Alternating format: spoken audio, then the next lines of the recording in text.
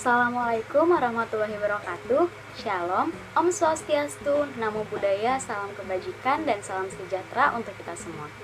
Pertama-tama, izinkan saya memperkenalkan diri terlebih dahulu. Saya Gabriela Veronica dengan NIM 22251800033, jurusan Pendidikan Matematika, Fakultas Keguruan dan Ilmu Pendidikan, Universitas Sultan Ageng Tirtayasa. Video kali ini adalah video project untuk menyelesaikan ujian tengah semester mata kuliah Etika Profesi Pendidik dan Kependidikan yang diampu oleh Ibu Isna Rafianti, MPD.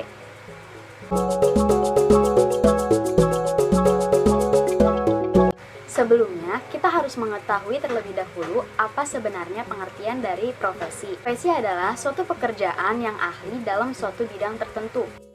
Nah, suatu profesi harus memiliki 3 pilar pokok, yaitu pengetahuan, keahlian, dan persiapan akademik. Tapi tidak semua pekerjaan itu bisa disebut sebagai suatu profesi, karena profesi memiliki mekanisme serta aturan yang harus dipenuhi sebagai suatu ketentuan. Sedangkan kebalikannya, kalau misalnya pekerjaan itu tidak harus memiliki suatu peraturan.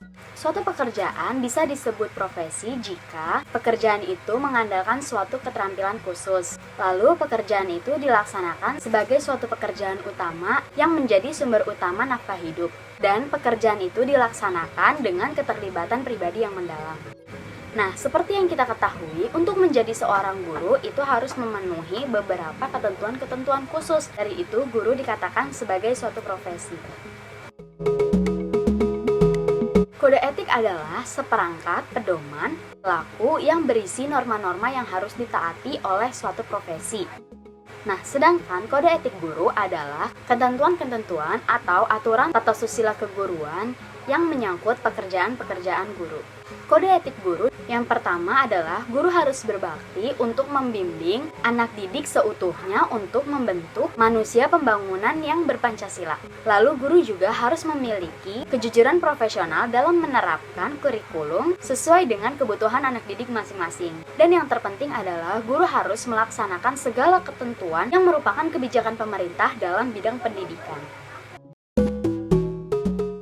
Kompetensi pendidik berdasarkan Undang-Undang Nomor 14 Tahun 2005 adalah kompetensi guru yang dapat dimaknai sebagai kebulatan pengetahuan, keterampilan, dan sikap yang berwujud tindakan cerdas dan penuh tanggung jawab dalam melaksanakan tugas sebagai agen pembelajaran. Nah, ada 4 pokok kompetensi yang harus dimiliki oleh setiap guru.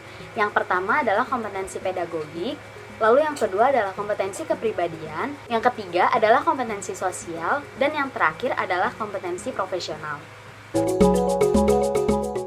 Yang pertama adalah pendidik dalam pendidikan formal. Seperti yang kita ketahui, pendidik formal adalah pendidik yang ditetapkan secara resmi oleh lembaga pendidikan yang diselenggarakan di sekolah. Pendidik dalam pendidikan formal itu ada guru, dosen, dan juga guru besar.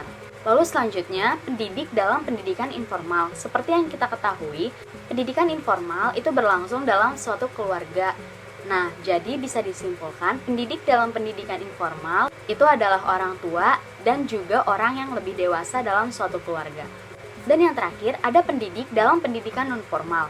Pendidik nonformal adalah kebalikan dari pendidik formal. Jika pendidik formal mengajar dalam suatu sekolah secara resmi, maka pendidik nonformal adalah tenaga pendidik yang melakukan pekerjaannya di luar sekolah. Pendidik dalam pendidikan nonformal ini diantaranya adalah pamong belajar, instruktur, tutor, pembimbing, juga penguji.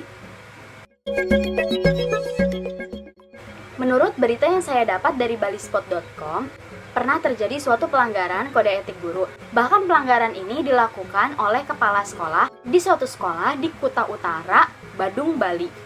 Beliau melakukan pencabulan itu terhadap siswi kelas 6 SD. Dan lebih parahnya, perilaku bejat itu dilakukan sampai siswi tersebut duduk di kelas 1 SMA. Menurut berita yang saya dapat, sanksi yang diberikan kepada kepala sekolah ini, beliau dilepas jabatan oleh pihak yang berwajib. Beliau juga mendapatkan hukuman pidana selama 9 tahun di penjara. Sekian video penugasan ujian tengah semester mata kuliah Etika Profesi Pendidik dan Kependidikan.